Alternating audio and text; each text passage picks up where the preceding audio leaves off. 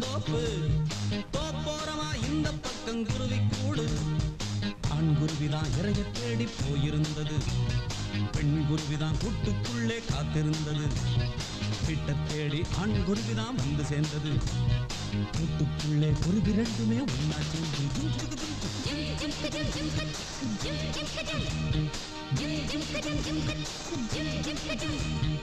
ஊரோரமா ஆத்து பக்கம் தென்னந்தோப்பு தோப்போரமா இந்த பக்கம் குருவி கூடு சும் சும் சும் சும் சும் சும் சும் சும் சும் சும் சும் சும் சும் சும்